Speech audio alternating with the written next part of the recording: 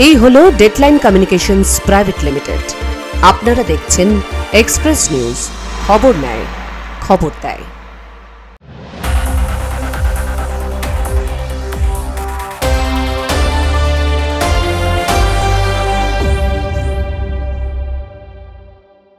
Express Midday brought you by Payel Multi plaza.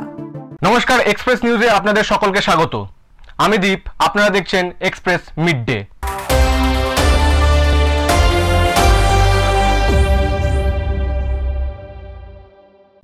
নদিয়ার করিমপুরে বিজেপির গোষ্ঠীকোণ দল প্রকাশ্যে এসেছে, যেখানে বিজেপির কিছু নেতৃত্বের বিরুদ্ধে মহিলা নেত্রীদের মারধরের অভিযোগ উঠেছে।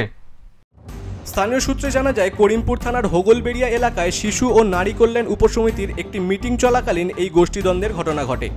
এতে সুজাতা মণ্ডল নামে একজন মহিলা বিজেপি কর্মী আহত হয়েছেন। তিনি হোগলবেড়িয়া থানায় লিখিত অভিযোগ দায়ের করেছেন। সুজাতা মণ্ডলের অভিযোগ অনুযায়ী হোগলবেড়িয়া পঞ্চায়েতের বিজেপি সদস্য হিসেবে তিনি সভা শেষে বের হওয়ার সময় 4 জন বিজেপি কর্মী সমর্থক তাকে অশ্রাব্য ভাষায় গালিগালাজ করে। তিনি প্রতিবাদ করলে তাকে মারধর করা হয়, শ্লীলতাহানি করা হয় এবং প্রাণে মেরে ফেলার হুমকিও দেওয়া হয়। তিনি চিৎকার শুরু করলে তাকে বাঁচাতে আসা আরেকজন মহিলাকেও মারধর ও হুমকি দেওয়া হয়। তার চিৎকারে এলাকাবাসী ছুটে এলে অভিযুক্তরা পালিয়ে যায়। গ্রাম পঞ্চায়েতের শিশু ও নারী কল্যাণের সঞ্চালক আজকে আমাদের উপসমিতির মিটিং ছিল। সেই মিটিংয়ে আমার সমিতির কাজ পাস হয়েছে। সেই কাজটা ওদের মন মতো হয়নি। মিটিং শেষে আজকে বিশ্বজিৎ মেম্বারদের ডাকছিল না, গৌতম ঘোষ, ওদেরকে প্ল্যান মাফিক ডাকার পরে মিটিং শেষে আমাদের কাজ মন মতো হয়নি, ওই জন্য আমাদেরকে গালিগালাজ করে।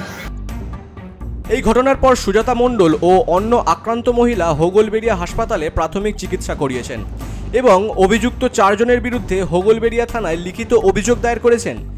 এই ঘটনা নদিয়ার করিমপুরে বিজেপির অভ্যন্তরীণ বিবাদকে প্রকাশ্যে এনেছে। Bureau report, express news. গোটা বিশ্বের কাছে তিনি স্বনামধন্য বিজ্ঞানী, কিন্তু নিজের এলাকায় তিনি একজন সাধারণ ডাক্তার হিসেবেই পরিচিত। তিনি প্রফেসর পদ্মশ্রী আনন্দমোহন চক্রবর্তী। তাঁরই আবিষ্কার থেকে প্রথম জানা গিয়েছিল ক্যান্সার কেমোথেরাপির পদ্ধতি, কিংবা গোটা বিশ্বের প্রথম কোনো জিন পরিবর্তন জীব অর্থাৎ জীবন্ত জীবের পেটেন্টের আবিষ্কারক ছিলেন সাঁইথিয়ার প্রফেসর আনন্দমোহন চক্রবর্তী। গোটা বিশ্বের কাছে যিনি প্রফেসর সিউডোমানাস নামে পরিচিত। কিন্তু নিজ ভূমে তিনি কি পরিচিত? তাকে বীরভূমবাসী ঠিক কিভাবে মনে রেখেছেন? সাঁইথিয়াতে বড় হওয়া সেই বিজ্ঞানীকে এক নামে চেনে গোটা বিশ্ব, কিন্তু সাঁইথিয়ার মানুষের কাছে তিনি একজন সাধারণ ডাক্তার হিসেবে পরিচিত। বীরভূমের কতজনই বা জানেন তার গবেষণা করা বা জিন পরবর্তী প্রথম কোনো ব্যাকটেরিয়া পেটেন্ট নেওয়া এই ব্যক্তির বাড়ি বীরভূমে। বীরভূমের সাঁইথিয়ার 10 নম্বর ওয়ার্ডের বাসিন্দা ছিলেন প্রফেসর আনন্দমোহন চক্রবর্তী। এখানেই জন্ম, এখানেই বেড়ে ওঠা, সাঁইথিয়া স্কুলে পড়াশোনা এবং সেখান থেকেই বিদেশ যাত্রা। তাকে গোটা বিশ্ব ডক্টর চক্রবর্তী হিসেবে চেনেন। ওনার মতো মানুষ আমরা খুব কমই পাই, আর আমি ওনাকে মানুষ হিসেবে বলবো, কারণ ওনার বৈজ্ঞানিক কাজকর্ম বিষয়ে বিশেষ আমরা বলতে পারবো না, সেটা যাই হোক। আর পারিবারিক বলতে উনি তো ভীষণ ফ্যামিলিয়ার ছিলেন, আমাদের সাথে খুব মিশতেন। আসলে আমরা অনেকেই আমাদের চারপাশের ইতিহাস ঐতিহ্য সম্পর্কে উদাসীন, ফলে গোটা বিশ্বের কাছে সমাদৃত সাঁইথিয়ার এই বিজ্ঞানী আনন্দমোহন চক্রবর্তীর নাম অনেকের কাছে আজও অজানা। সমুদ্র জলে ভাসমান তেলকে নষ্ট করতে তখন বিজ্ঞানীদের হাতে শুধুমাত্র ডিটারজেন্টের ব্যবহার জানা ছিল। পরে 1971 সালে আনন্দমোহন চক্রবর্তী প্রথম ল্যাবরেটরিতে জিনের সাহায্যে আবিষ্কার করলেন সেই প্রথম ব্যাকটেরিয়া, যাদের তেল ভক্ষণের ক্ষমতা রয়েছে।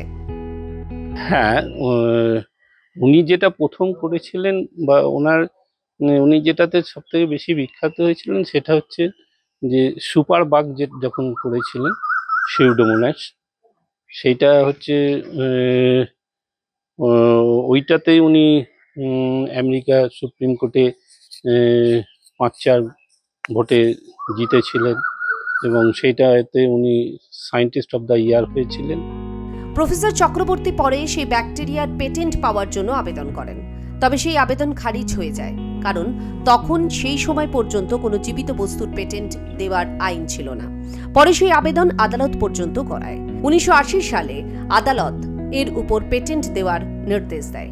প্রফেসর পদ্মশ্রী আনন্দমোহন চক্রবর্তী বিশ্বের প্রথম কোনো বিজ্ঞানী যিনি জিন পরিবর্তনের পেটেন্টের জন্য আবেদন করেছিলেন। বীরভূম থেকে রিন্টু পাঁজার সঙ্গে আশিস মণ্ডলের report, express news. Durgapur station সংলগ্ন একটি বেসরকারি লজ থেকে এক ব্যক্তির পচা গলা দেহ উদ্ধার। ঘটনায় ব্যাপক চাঞ্চল্য ছড়িয়েছে দুর্গাপুর শিল্পাঞ্চলে। গত 27 মে মিন বাহাদুর নামে এক ব্যক্তি ওই লজে একটি ঘর ভাড়া নেন। লজের ওই ঘর থেকে তীব্র দুর্গন্ধ বের হতে শুরু করলে এক কর্মী বিষয়টি লজ ম্যানেজারের নজরে আনেন। এরপর লজ কর্তৃপক্ষ বন্ধ দরজা খোলার চেষ্টা করেন। ব্যর্থ হয়ে তারা দুর্গাপুর থানায় খবর দেন। পুলিশ ঘটনাস্থলে এসে দরজা ভেঙে মিন বাহাদুরের পচা গলা দেহ উদ্ধার করে। দেহটি ময়নাতদন্তের জন্য দুর্গাপুর মহকুমা হাসপাতালে পাঠানো হয়েছে। আমি গন্ধটা পেয়েছিলাম এবং রুমে যে ধাক্কা দিয়েছিলাম, কোনো রেসপন্স পাইনি রুম থেকে। ফ্যান চলছিল, লাইট বন্ধ ছিল ভিতরে। তারপরে ম্যানেজার গেল, মালিক গেল, জানলাটা দিয়ে দেখলো আর কি, খুলে এই অবস্থায় পড়েছিল খাটের তলে। উল্লেখ্য, কয়েকদিন আগেই দুর্গাপুর মহিলা কলেজের সামনের জঙ্গল থেকে এক ব্যক্তির পচা গলা দেহ উদ্ধার করেছিল দুর্গাপুর পুলিশ। পরপর দুটি পচা গলা দেহ উদ্ধারের ঘটনায় দুর্গাপুরের বাসিন্দাদের মধ্যে উদ্বেগ ও চাঞ্চল্য সৃষ্টি হয়েছে। এই ঘটনায় পুলিশের তদন্ত শুরু হয়েছে। Bureau report, express news. খানাখন্দে ভরা বেহাল রাজ্য সড়ক, পথ চলতে দুর্ভোগে পড়ছে সাধারণ মানুষ। তার উপর রাস্তার ধুলোয় ওষ্ঠাগত রাস্তার পাশের বসবাসকারীদের প্রাণ। তাতেই এক প্রকার ক্ষোভ বাড়ছে সাধারণ মানুষদের মধ্যে। রাস্তার হাল না ফিরলেও রাস্তা নিয়ে শাসক বিরোধীদের মধ্যে তরজা শুরু হয়েছে হুগলির পুরসুরা ব্লকে। পরশুরা বাসস্ট্যান্ড থেকে বিভূষট পর্যন্ত দীর্ঘ 8 থেকে 10 কিলোমিটার রাজ্য সড়ক প্রায় 4 বছর ধরে বেহাল অবস্থায় পড়ে রয়েছে। স্থানীয়দের দাবি, আগের বছর এই রাস্তায় পিডব্লিউডির পক্ষ থেকে মেরামতের কাজ শুরু হয়, কিন্তু অভিযোগ কোনো অজ্ঞাত কারণে হঠাৎ করেই সেই কাজ বন্ধ হয়ে যায়। এদিকে রাস্তায় পিচ উঠে তৈরি হয়েছে বড় বড় গর্ত, পাথর বেরিয়ে কঙ্কালসার চেহারা বেরিয়ে এসেছে রাস্তার। স্থানীয়দের দাবি, এই রাজ্য সড়ক দিয়ে হুগলির পরশুরা থেকে হাওড়ার উদয়নারায়ণপুর হয়ে সহজেই যোগাযোগের একমাত্র মূল রাস্তা। ফলে এই রাস্তার বেহাল দশার কারণে ব্যস্ততম রাজ্য সড়ক বর্তমানে মানুষের কাছে দুর্বিষহ হয়ে উঠেছে। প্রায়শই রাস্তায় ছোট বড় দুর্ঘটনা ঘটছে বলে দাবি স্থানীয়দের। পরশুরা মোড় থেকে ডিবুসুট যাচ্ছে, ডিবুসুট হয়ে উদয়নারায়ণপুর হয়ে একদিক হাওড়া যাচ্ছে, একদিক বাগনান যাচ্ছে। তো এই রাস্তাটা আমাদের দীর্ঘদিনের সমস্যা, আজকে অনেকদিন ধরেই। কবে এই সমস্যা থেকে তারা মুক্তি পাবে সেই দিকেই তাকিয়ে রয়েছে রাস্তার পাশে বসবাসকারী মানুষরা। অন্যদিকে সমস্যা সমাধান না হলেও রাস্তাকে ঘিরে শুরু হয়েছে শাসক বিরোধী তরজা। রাস্তার কাজ বন্ধের জন্য তৃণমূল নেতার কাটমানি চাওয়াকে দায়ী করেছে পরশুরার বিজেপি বিধায়ক। বিষয়, এই রাস্তার টাকা খাওয়ার জন্য তৃণমূল কংগ্রেসের নেতারা অস্থির হয়েছিল কন্ট্রাক্টরকে সঙ্গে নিয়ে, ফলে যেটা হয় সেটা হয়েছে, খাইতে রাস্তা বন্ধ হয়ে গেছে। তার প্রেক্ষিতে পরশুরা পঞ্চায়েত সমিতির সহসভাপতির বক্তব্য, যে সমিতির নয়, রাস্তাটা পিডব্লিউডির রাস্তা। তো আমরা যতটুকুনি জানি যে ওখানে একটা ঠিকাদার কাজ পেয়েছিল, তার লস হওয়ার জন্য বা যে কোনো কারণে সে হয়তো কাজটা আনকমপ্লিট করে বেরিয়ে যায়, পুনরায় আবার নতুন কেউ কাজটা পেয়েছে এবং আশা করি খুব তাড়াতাড়ি কাজ শুরু হবে। এখন দেখার বিষয় সাধারণ মানুষের সুবিধার্থে এই রাস্তা মেরামত কত দ্রুত হয়। আরামবাগ থেকে পিন্টু লাগার রিপোর্ট, এক্সপ্রেস নিউজ। এক্সপ্রেস মিডডেতে নিয়ে নেব একটা ছোট্ট বিরতি। ফিরে আসছি বিরতির পর।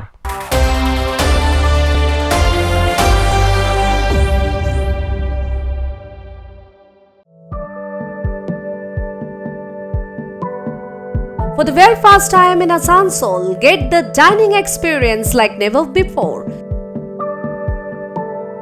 We offer a fine dining which include authentic cuisine from around the country and world. Our menu includes vegan, vegetarian and non-vegetarian dishes at a worthy place. Visit us with your family and friends for an unforgettable experience only at Pailin.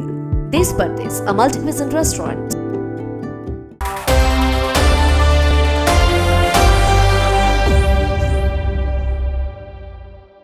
ফিরে এলাম বিরতির পর। আপনারা দেখছেন express midday.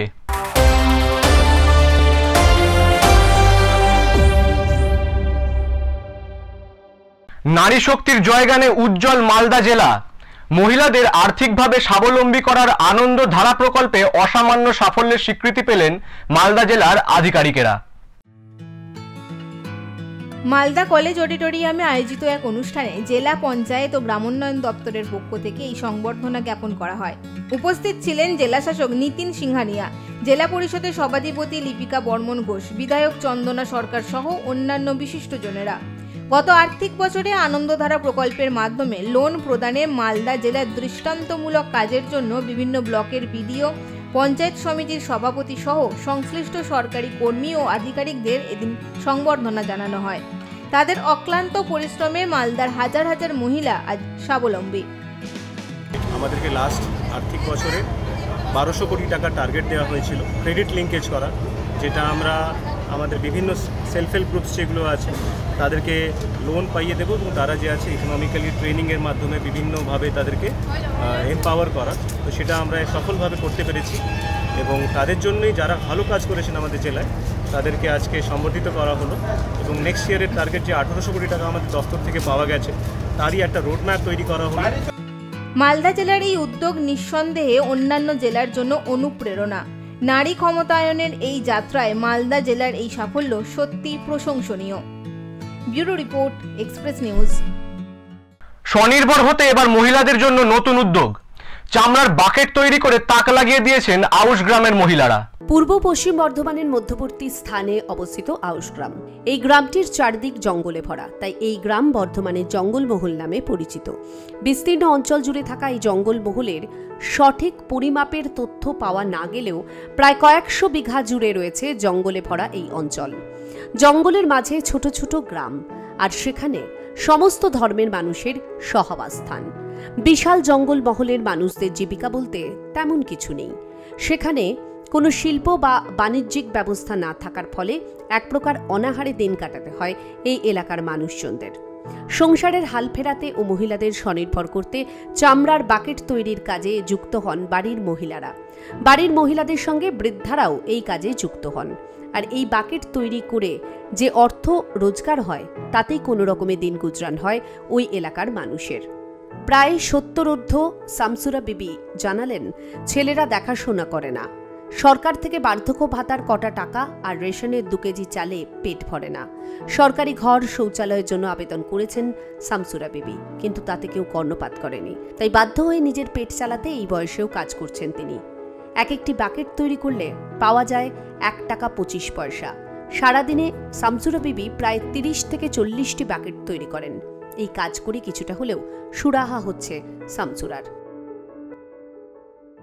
Bucket তৈরি হচ্ছে, এটা কি কাজে হয় ওয়াশার করছে, এটা কি কাজে ব্যবহার হয় বাবা এটা জানি না। চামটা দিয়ে যাচ্ছে, ওই আঠা করতে ওইটা দিয়ে যাচ্ছে, পয়সা দেয় ওই যে 1 টাকা 4 আনা। তা সারাদিনে ভাব আমি ওই বয়স্কের মানুষ তো 30টা 40টা এরম পারি। শামসুরা নিহার বেগম তিনিও শুরু করেছেন বাকেট তৈরির কাজ। তিনি জানিয়েছেন জঙ্গলমহলে কাজের অবস্থা খারাপ, একা স্বামীর রোজগারে সংসার চালাতে হিমশিম খেতে হচ্ছে, তাই তারা নিজেরাই এই কাজ খুঁজে নিয়েছেন। নিহার বেগম জানিয়েছেন তিনি আগে কাঁথা স্টিচের কাজ করতেন, তাতে মাসে 100 টাকা রোজগার হতো। তার থেকে এই কাজে অনেকটাই বেশি রোজগার হয়। মানে নিজের পয়সা একটু রাখতে পারি, স্বামীদের হাতে কোনো সময় বের করে দিতে পারি, হঠাৎ কোনো অসুবিধার সময় কিছু অল্প পয়সা। আগে তো কাপড় করে বা এই কাঁথা স্টিচের কাজ করে এতটা পারতাম না। মহিলাদের স্বনির্ভর হতে এই কাজে যুক্ত হওয়ার আবেদন করেন নিমফা বিবিও। আরো মহিলারা সব করুক, ভালো লাগবে আমাদের করতে এইসব কাজ। আমরা রোজগার করে স্বামীদিকে দেবো, সংসারে দেবো। অনাহারে দিন কাটানো মানুষগুলোর কাছে বাকেট তৈরির কাজ যেন একটু আশার আলো দেখিয়েছে। দুবেলা দুমুঠো খেতে পাওয়ার তাগিদে তাই এই কাজে যোগ দিচ্ছেন জঙ্গলের নারী বাহিনী। পূর্ব বর্ধমান থেকে সঞ্জিত কোটির রিপোর্ট, এক্সপ্রেস নিউজ। আর কয়েকদিন পরেই পবিত্র ঈদ উৎসব। এই উৎসবকে ঘিরে মালদা জেলায় শান্তি শৃঙ্খলা বজায় রাখতে এবং সাম্প্রদায়িক সম্প্রীতি অক্ষুণ্ণ রাখতে জেলা প্রশাসন এক উচ্চ পর্যায়ে বৈঠক করল। মালদা জেলা প্রশাসনিক ভবনে এই গুরুত্বপূর্ণ বৈঠক অনুষ্ঠিত হয়। বৈঠকে উপস্থিত ছিলেন মালদহের জেলার শাসক নিতিন সিংহানিয়া এবং পুলিশ সুপার প্রদীপ কুমার যাদব। বৈঠকের মূল উদ্দেশ্য ছিল বিগত বছরগুলির মতো এবারেও ঈদ উৎসবের দিনগুলো যাতে নির্বিঘ্নে এবং আনন্দের সঙ্গে পালন করা যায় তা নিশ্চিত করা। উপস্থিত সকলকে জানানো হয় উৎসব চলাকালীন কোথাও কোনো সমস্যা বা অপ্রীতিকর ঘটনা নজরে এলে দ্রুত প্রশাসনের নজরে আনতে হবে। যেহেতু একটা ভালো কোঅর্ডিনেশনের মাধ্যমে প্রত্যেক বছর এখানে সেলিব্রেশন হয়, কোনো ইস্যু হয় না, সেটাই কোনো ইস্যু থাকলে সেটা দেখতে বলা হয়েছে এবং মাইক্রো লেভেলে যে মিটিংস গুলো আছে যাতে যে বিভিন্ন লাইন ডিপার্টমেন্টসে যেখানে এখানে ফ্যাসিলিটেশন প্রয়োজন আছে সেটা নির্দেশ দেওয়া হয়েছে। প্রশাসন দ্রুততার সঙ্গে সেই বিষয়ে পদক্ষেপ নেবে বলেও জানানো হয়। মালদা জেলা প্রশাসন সবসময় ধর্মীয় সম্প্রীতি বজায় রাখার উপর জোর দিয়ে থাকে। আসন্ন ঈদ উৎসবকে কেন্দ্র করে এই উচ্চ পর্যায়ের বৈঠক সেই বার্তাকেই আবারও সুদৃঢ় করল। Bureau report, express news. Express mid day আজকের মতো এই পর্যন্তই। চোখ রাখুন এক্সপ্রেস নিউজের পর্দায়। এক্সপ্রেস নিউজ, খবর নেয়, খবর দেয়।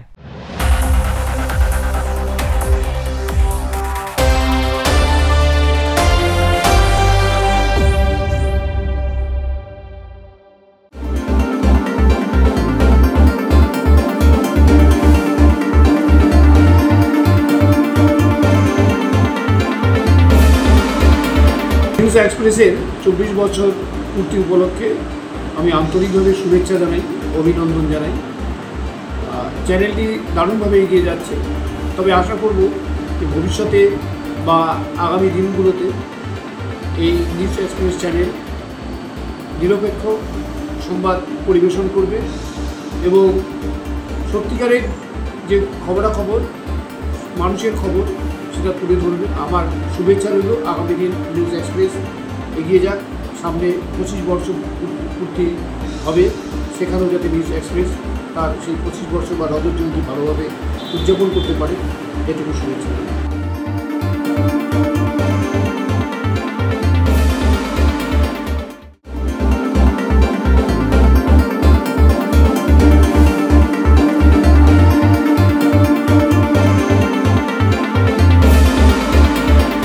এক্সপ্রেস নিউজের সমস্ত যারা কর্তাকর্তা আছেন প্লাস যারা দর্শকগণ রয়েছেন সবাইকে অনেক অনেক শুভেচ্ছা। নিউজ আজকের দিনে খুবই ইম্পর্টেন্ট, বিশেষ করে সোশ্যাল মিডিয়ার যুগে। তো আপনারা যেভাবে জনগণের কাছে সঠিকভাবে নিউজগুলোকে পরিবেশন করছেন তার জন্য আপনাদের অনেক অসংখ্য ধন্যবাদ। আশা করি আপনাদের আগামী দিনে জনগণকে আরও সঠিকভাবে, আরও ভালোভাবে নিউজগুলোকে পরিবেশন করতে পারবেন। আর আপনাদের এই নিউজ পরিবেশনের মাধ্যমে কমন জনগণ যারা রয়েছেন তারা খুবই উপকৃত হবেন। আপনাদের আরেকবার যতগুলো কর্তৃবৃন্দ রয়েছেন নিউজ এক্সপ্রেসের প্লাস সমস্ত যারা ফলোয়ার্স রয়েছেন আপনাদের সকলকে অনেক অনেক শুভেচ্ছা।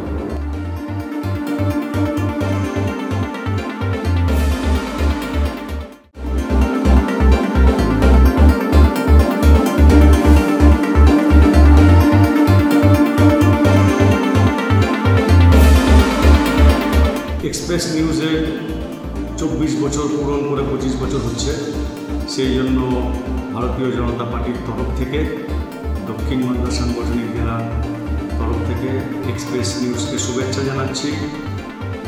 এই নিউজ আরও সমাজের মধ্যে, সমাজের ভিতর থেকে ভেতরের খবর নিয়ে এসে মানুষের কাছে রাখবে, এই আশা রাখছি। সমাজ মাধ্যম এবং সংবাদ পরিবেশন যে সমস্ত চ্যানেল আছে তাদের মধ্যে এক্সপ্রেস নিউজ খুব ভালো রকম কাজ করে এবং মানুষের গভীরে গিয়ে কাজ করে। আমরা চাই এক্সপ্রেস নিউজ আরও গভীর থেকে গভীরের মানুষের কাছে যাক, মানুষের যে দুঃখ কষ্টের কথা সেটা মানুষের কাছে রাখুক এবং এক্সপ্রেস নিউজ মানুষ যেন আরও ভালো এবং অনেক বেশি বেশি করে দেখে এবং তারা যেন আরও সামনের দিকে এগিয়ে যেতে পারে ভালোভাবে, এই আশা রাখছি এবং এই শুভেচ্ছা কামনা করছি।